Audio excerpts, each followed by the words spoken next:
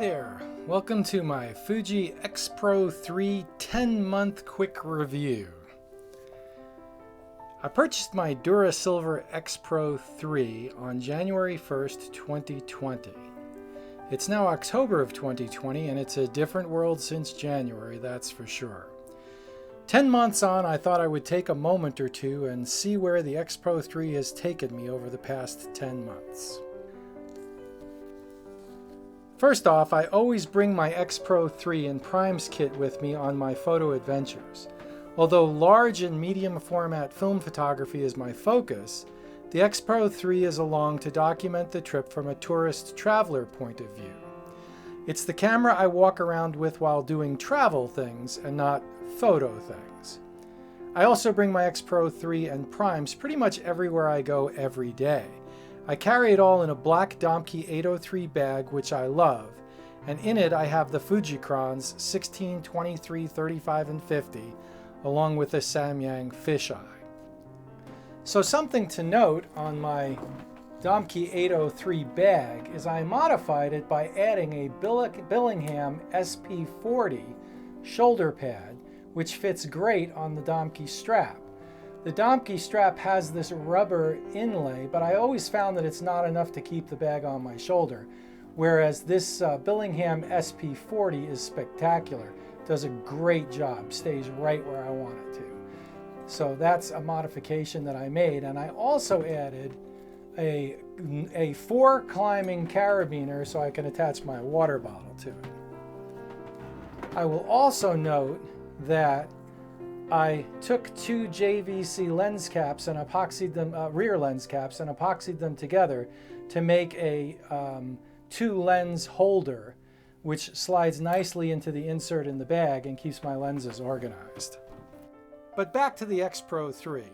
It's still quite a controversial camera.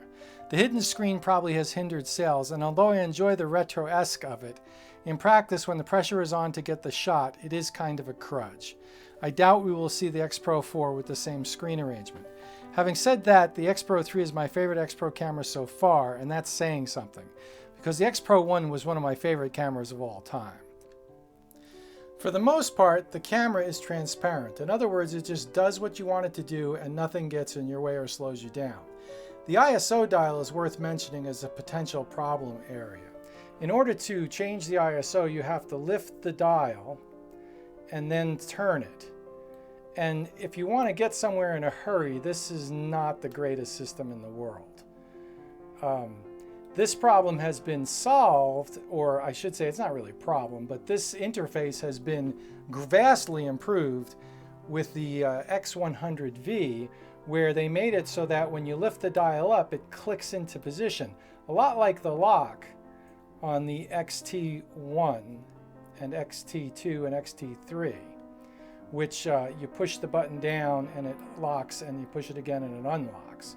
You push it down again and it locks. So if you find yourself in a situation with the X100V where you're rapidly changing ISOs all the time, you just lift the dial up once, it clicks into position, and then you can just spin the dial without having to keep lifting it up to turn it to move it, which is a much better implementation of that retro ISO dial.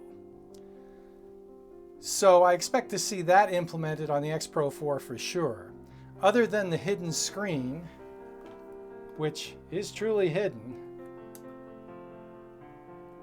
and that's how it hides, everything else is awesome and is what you would expect from a retro modern rangefinder. The hidden screen is actually a pleasure until it's not. If you're shooting for your own pleasure and have the time and luxury to enjoy life and kick back and channel your inner Cartier-Bresson, lovely. If you say, gosh, I have a modern digital rangefinder hybrid camera, I'm going to use it for commercial work, then maybe you might miss having a screen readily available to look at. The X-Pro3's AF system is pretty much the same as on other contemporary Fuji models, namely the XT3. You get a choice of single point zone or wide AF modes, or all, which enables all 3 at once and lets you choose what you want from all 3 modes as you change your AF point size. It's actually quite good in practice and adds to the transparent user experience of the body. I have had no complaints for stills photography, though for video the AF is really a non-starter. I shoot my video on manual AF. They say the Sonys are better, and it's a shame because the Fujis are so close. I'd say about 90% for video. But that's just not good enough. It would only take about 5% more to make me comfortable using it for video.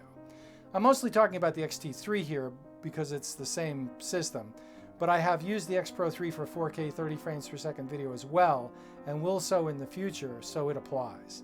Face eye detection works for stills, but for video, again, the AF is not reliable enough. And this applies to face eye detection as well. At least that's been my experience. AF tracking works, and works better than this kind of camera has a right to, but the hidden screen will hamper your Super Bowl coverage a lot more than the almost cutting-edge AF tracking. Fuji doesn't skimp on their processors, unlike some manufacturers. Okay, so maybe Pentax isn't skimping, maybe they just haven't released a new camera since 2016, though the K1 Mark II I believe was 2018, and it does seem very slow by 2020 standards, and maybe even slow by 2018 standards, just saying. The Fuji processor in the X-Pro3 is quick, very quick, transparently quick, except when you turn on the clarity setting, which must use more processor power than a Call of Duty tournament because things get noticeably bogged down. But just make sure that setting is off and you're good to go. The fast processor also allows for dual UHS-2 card slots, though taken for granted somewhat. It would raise a few eyebrows if they were not there. I'm looking at you, Olympus OMD EM1 Mark III, though your company died, so who cares? Also taken for granted is this X Pro is weather sealed just like the X Pro 2. Excellent. The titanium is reassuring, and this is definitely a luxury product.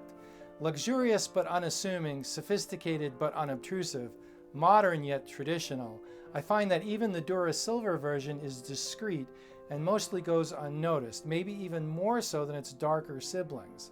In people's minds, the shape and the color translate into snapshot camera from days of yore, ignore.